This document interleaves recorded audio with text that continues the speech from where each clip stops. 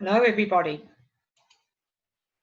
We are now about to start lesson 7 and you should see lesson 7 there come up on your screen very quickly for once. Right, so this is a very powerful way of presenting the Christian message, and that is sharing your own story. But first, I nearly forgot, true-false questions from the previous lesson, which is the lesson on communication skills. So, quick quiz, true, false. Which of the following are not good communication skills? So you just got to say yes or no. Yes if they are good, no if they are not. Which of the following are not good communication? Oh, sorry, that doesn't really make sense, does it? So you say, beside each of these, you say yes if it's a good communication skill and no if it's not. First one, spending a lot of time sharing your own experiences. Yes or no? Nodding and making comments like, oh, how horrible, or uh-huh. Yes or no? Interrupting. Good communication skill, yes or no? 4, making sure you are clear about what they said by repeating back to them the main points. Yes or no? 5, checking your phone when it makes a noise, ring thing. Yes or no? And the last one, being silent at times. Is that good or not? All right. See how you went. Spending a lot of time sharing your own experience is not a good communication skill. You are there to listen to what they are saying. Nodding and making comments like, oh, how horrible, or, uh-huh, yeah, that sort of thing, that's good. Shows that you are being attentive and listening. Number 3, interrupting is not good. No. Number 4, making sure you are clear about what they said by repeating back to them the main points.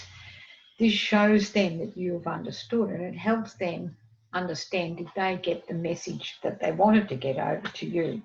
So yes, that is a good communication skill. Checking your phone. No. Even if it's made a little noise and you're dying to see who it's from or whatever, don't. And being silent at times is good. Don't be embarrassed when you're silent. It's sometimes good to have time to really think about what's going on. All right, how'd you go? So now we're on to lesson 7, and we are looking at ways of presenting the Christian message. And we're now doing sharing your own story. And as it says there in the beginning, and as I said at the start, this is one of the most powerful ways to present God's message, because no one can argue with your own experience. And people love a story. They love hearing what's going on in other people's lives. So don't be ashamed or don't be shy, because your story is really a gift that you can share with others to help them realise that as God has intervened in your life, so he can intervene in their lives. So in preparing your story, you're really looking at how has Jesus made a difference in your life. Now, you can, if you really feel you can't share your own story for whatever reason, you can tell someone else's story, but ask their permission first. So there's some little guidelines here to help you just be clear. What was your life like before you started believing in Jesus? Now, just one thing. You might have always believed in Jesus. But there will, I think, have been times in your life when you either struggled or when you saw things in a new light. They were aha type moments.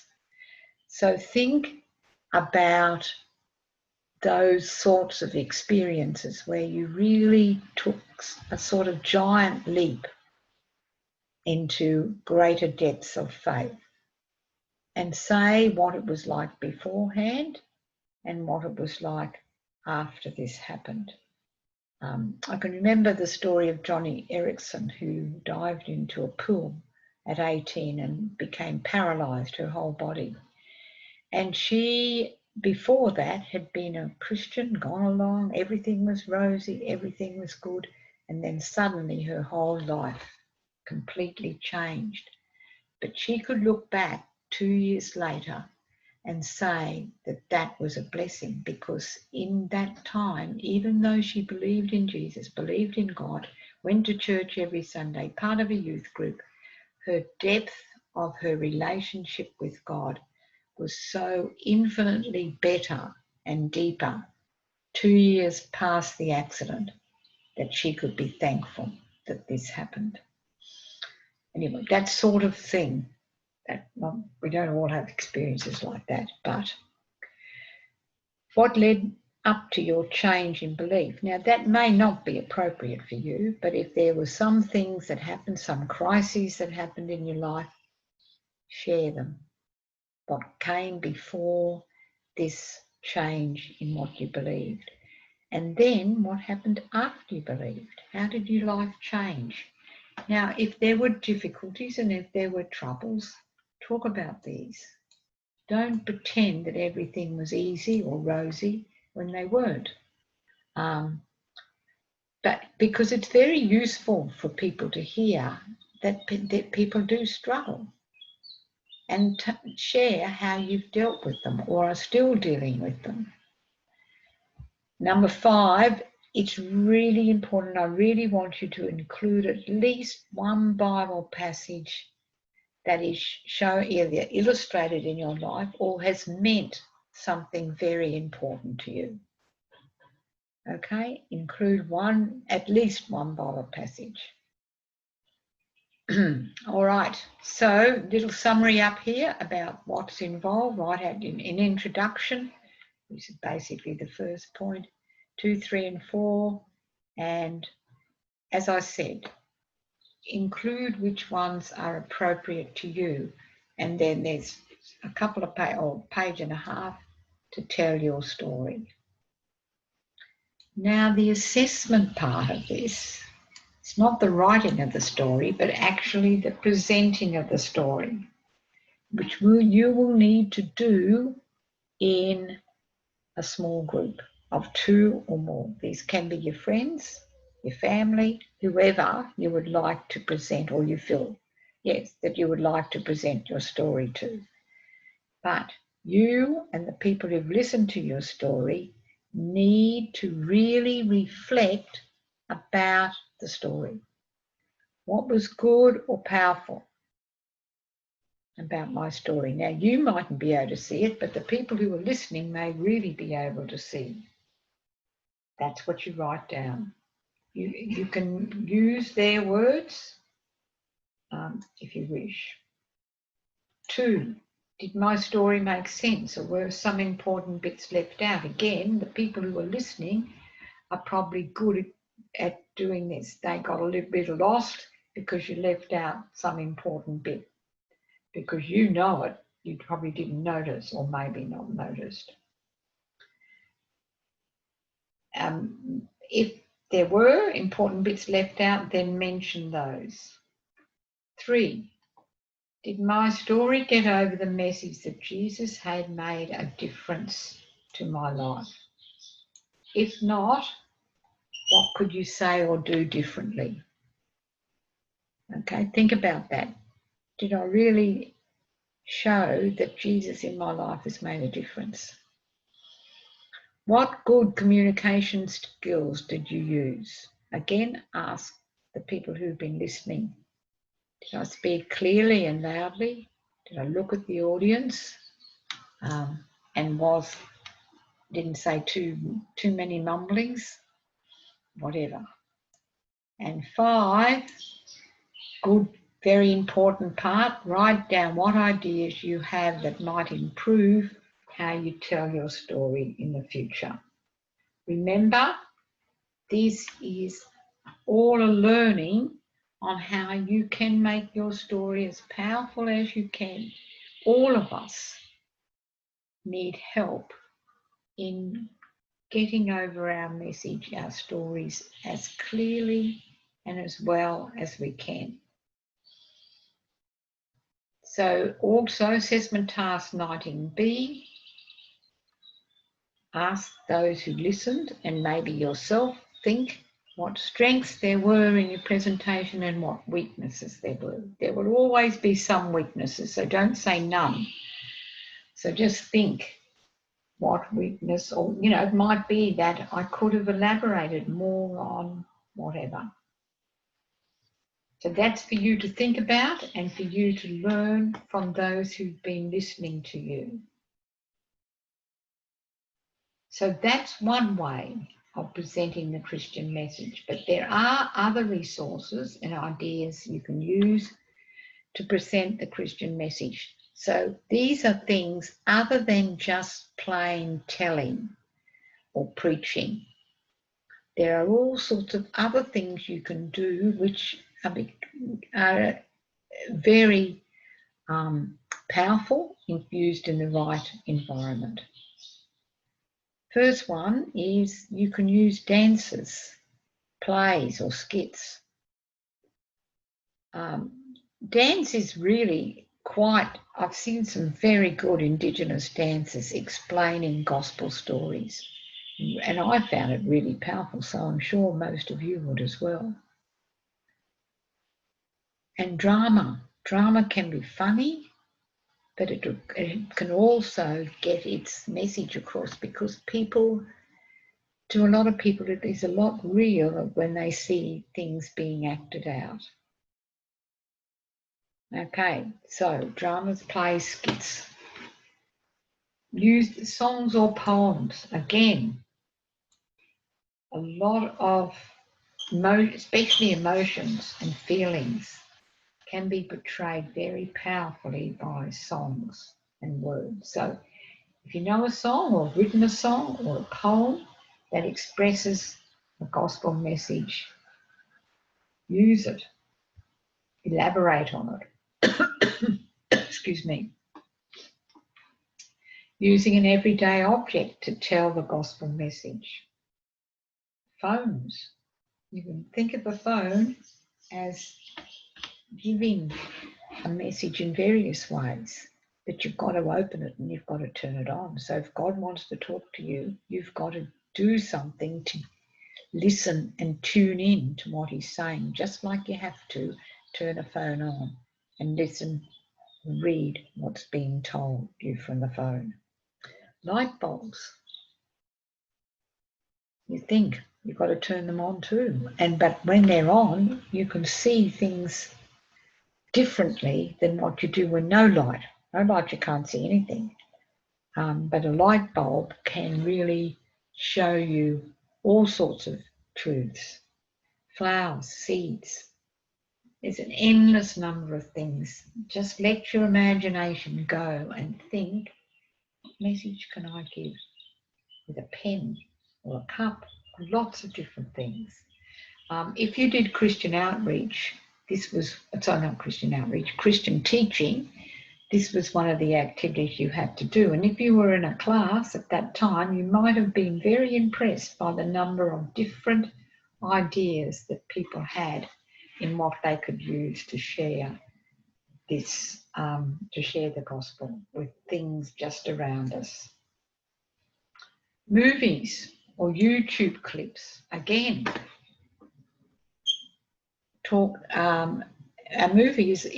many movies are really powerful. Traditional stories, also a good way of presenting the gospel. Now, here's something that is becoming increasingly common and also a very good way of reaching a lot of people. These are using Facebook. to share your own story, or to share songs, or to share Bible passages, and not just Facebook, but other social media platforms. But if you can, follow up on anyone who's replied to your comment or whatever it was. And remember, God is just as present in the world of social media as he is in the world of face-to-face connections. So if God's leading you to use social media in some way to present, to further his message into a world that you don't even know who you're really going to reach, then use it. Now, in this particular task, you're going to choose 3 of these ways of presenting the Christian message. And if you can think of any other ways, include them. But you're going to choose 3, and you've got to say what is good about that way of presenting. You're not making up a presentation. You're just saying what is good about that way of presenting. And B, what problems or difficulties could occur in presenting the message in that way. For example, if you chose drama, the good about presenting that way is that it really captures the interest of people. It can be very, very powerful in delivering a message, can be funny and engaging. But what problems or difficulties could occur in presenting the message? Well, one, you've got to get a drama or write it. You've got to find actors. You've got to practice the actors to get them to do it in a way that everybody can understand. And all of that is quite a lot of work, but very good if you can pull it together. So you've got the idea. You choose 3 of these ways or other ways if you can think of them, and say what is good and what is bad or what is difficult about that way of presenting the gospel message. And assessment task 21 is that you're going to choose one of these ways, and there's a list given you there, because not every way is going to be appropriate, and to present 2 Christian messages. I've just given 2 examples of 2, but you could use another Christian message if you like. The messages I have chosen is the story of the prodigal son, which is Luke 15:11-31, or the story of Jesus going and looking for and finding and bringing back the lost sheep, the one out of the 100 who's lost. So Luke 15:1-7. And how could you use whichever thing you've chosen to present to one of the groups or individuals that you listed in lesson 5? So your choices are dances, plays or skits or dramas of some sort. Drama. Make up a poem or a song, but it's got to relate to those Bible passages or the Bible passage you've chosen. Draw a poster or a picture showing the message from this passage, and be ready to talk about it and explain it. And you can, if you can think of it, use those common everyday objects may help you present the message from those passages. So remember, you're presenting, and that's what you've got to write. Now, if you use a drama, write down what the drama is. Now, you may need more paper, or you may need a blank bit of paper if you're doing a drawing or a posting. If you need an extra bit of paper, include it, but make sure your name and the unit and the page, the assessment task, is written on that paper in case the paper gets lost. Paper clip it to your book. Preferably don't use staplers, because I believe the staplers get stuck in the scanning machines. So, very good. that is the end of lesson 7. But again, you've got quite a few assessment tasks to do and to think about in this unit. So thank you, everybody. We won't have a true or false quiz on this one. And then next up, lesson 8. Enjoy.